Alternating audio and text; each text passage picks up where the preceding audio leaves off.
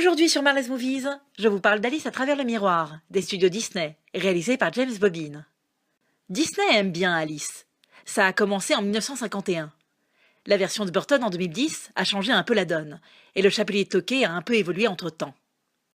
Dans ce deuxième épisode, on retrouve Johnny Depp et Mia Wasikowska. Enfin la même actrice quoi. Alice veut aider le Chapelier de Tokay à l'être un peu moins. Pour cela, elle va partir à la recherche de sa famille. Mais non, Doris, ça sort fin juin. Ah, merci. Alors comment on fait pour retrouver la famille du Chapelier de Tokay disparue depuis longtemps? Rien de plus simple, il suffit de voyager dans le temps.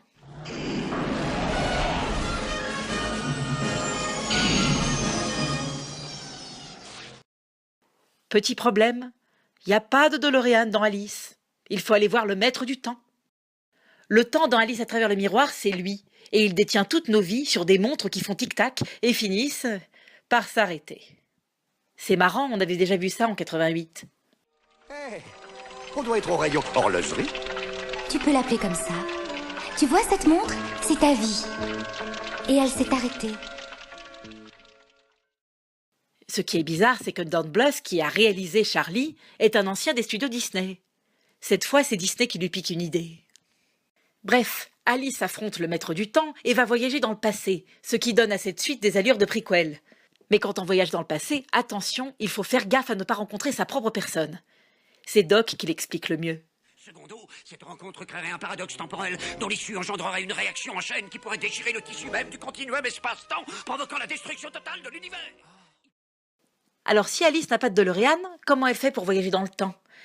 Eh ben elle utilise une chronosphère, bien sûr.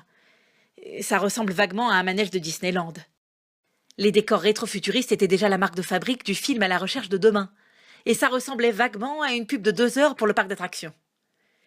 L'esthétique de Alice rappelle l'ancienne attraction Le Visionarium, qui parlait, je vous le donne en mille, de voyage dans le temps.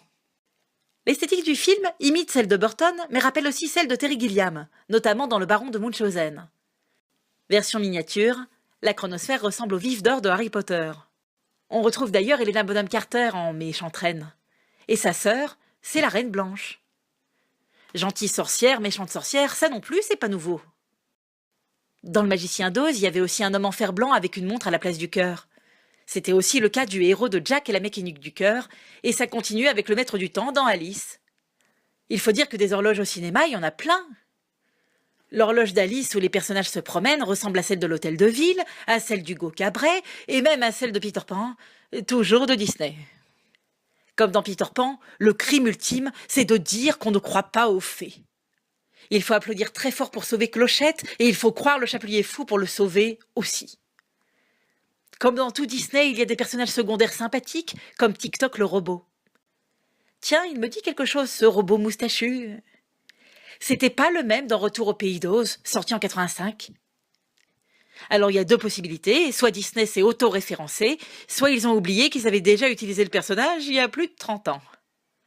Dans les 2 films, Retour au Pays d'Oz et Alice à travers le miroir, on traite les rêves de jeunes filles de façon effrayante. Bref, rien de très neuf dans ce nouveau Disney. Ça fait 2 fois que Johnny Depp est rendu fou par un père trop sévère. Même la morale sur le passé, c'est du déjà entendu. Tu es devenu fou. Tu oublieras vite, c'est du passé.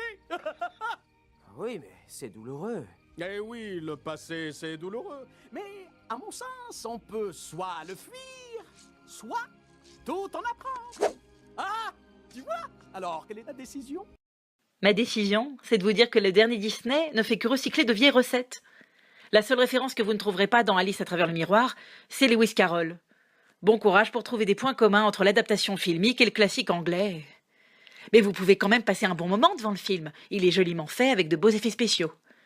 Voilà, Marley's Movies, c'est fini pour aujourd'hui. Mais retrouvez-moi sur mon site, marleysmovies.fr, pour y voir plus clair dans les salles obscures.